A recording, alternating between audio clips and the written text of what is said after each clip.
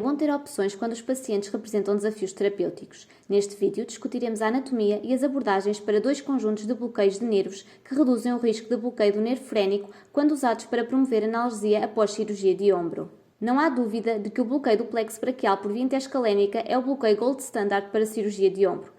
E se a cirurgia do ombro com o doente acordado é o vosso objetivo, então é esse que devem escolher. Mas há um custo. Sabemos que mesmo volumes modestos de anestésico local dispersam sobre o músculo escaleno anterior e causam bloqueio do nervo frénico, hiparésia e hemidiafragmática. Aqui é onde fazemos o bloqueio interscalénico e pode ver-se a proximidade com o nervo frénico. Na verdade, qualquer bloqueio do plexo braquial feito acima da clavícula terá alguma taxa de bloqueio do nervo frénico.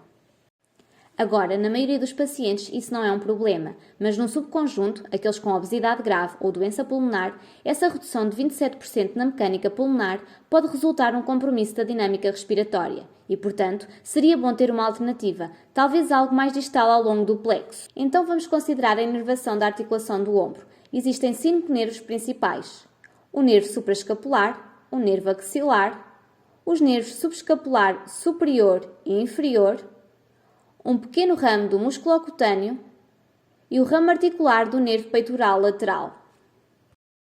Se quisermos bloquear a maior parte deles, ou seja, tentar reproduzir o bloqueio interscalénico sem os seus efeitos colaterais, temos essencialmente duas opções. A primeira é realizar um bloqueio seletivo do nervo supraescapular em combinação com um bloqueio infraclavicular do plexo braquial. E isso faz sentido porque o nosso plexo braquial pode ver-se que o nervo supraescapular sai precocemente do tronco superior. Por esse motivo, não se pode fazer apenas um bloqueio do plexo braquial distal, pois perder-se-á este nervo importante. Os outros 4 nervos, axilar, peitoral lateral, musculocutâneo e os nervos subescapulares, saem ao nível dos cordões ou logo abaixo deles. Portanto, um bloqueio infraclavicular do plexo braquial, feito ao nível dos cordões, irá bloquear eficazmente os 4 de uma só vez. É virtualmente impossível que o nervo frénico seja bloqueado durante a realização de um bloqueio do plexo braquial infraclavicular. Está muito longe para ser uma preocupação. Então esta é uma solução. Abordamos o nervo supraescapular sozinho e de seguida realizamos o bloqueio do plexo braquial infraclavicular. A segunda opção consiste em realizar bloqueios seletivos dos nervos supraescapular e axilar. Agora, isto ignora os outros 3, mas parece que a maior parte da inervação do ombro se origina nesses 2 nervos. Então, embora o bloqueio não seja tão completo, é muito bom. E como veremos de seguida, estes 2 bloqueios são técnicas fáceis e convenientes de executar, portanto têm um elevado valor.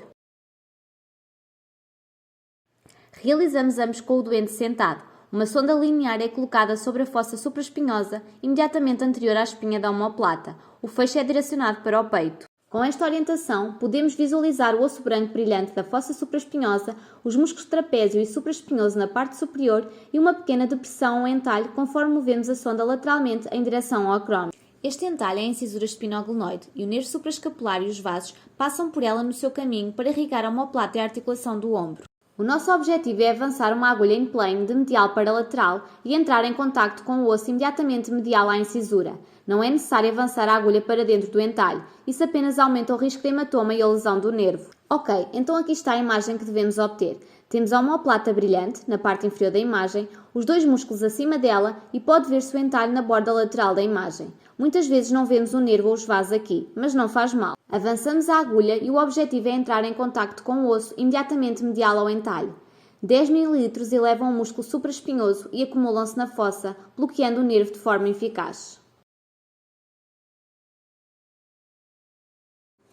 Um erro comum é que este entalhe é o entalhe supraescapular. Essa estrutura é mais anterior e definitivamente não queremos colocar uma agulha por lá, já que a parede torácica é imediatamente anterior. O que complica isto é que muitos principiantes direcionam a sonda muito para a frente, resultando numa imagem pouco satisfatória. Ao inclinarmos a sonda de forma mais acentuada, resultará na imagem ideal do declive do osso e da incisura espinoglenoide.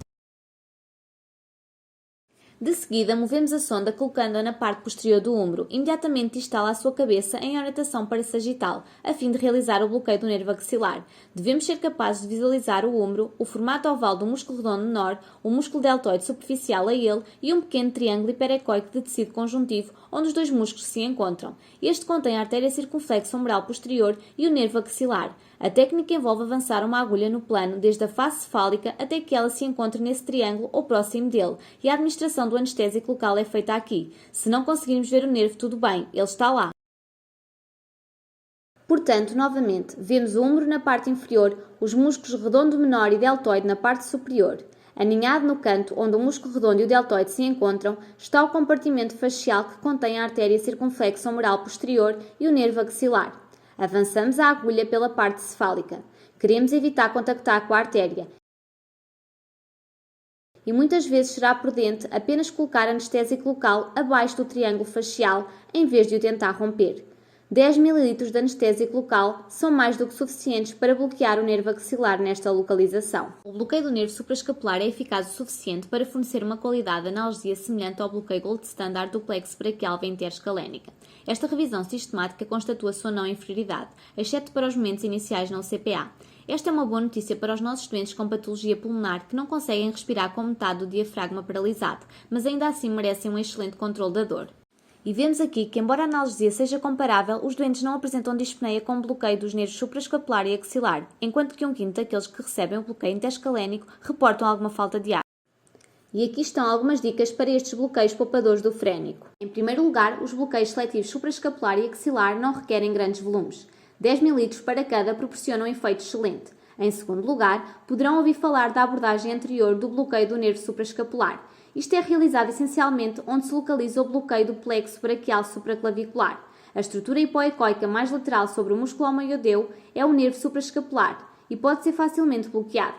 O problema é que ele está acima da clavícula e ainda é mais ou menos parte do plexo braquial, pelo que existe sempre um risco de bloqueio do frénico. Se realmente precisamos de poupar o frénico, devemos escolher a abordagem posterior. Finalmente, a fossa supraespinhosa acomoda facilmente um catéter e as técnicas contínuas podem ser feitas aqui para os doentes que precisem de uma analgesia de longa duração.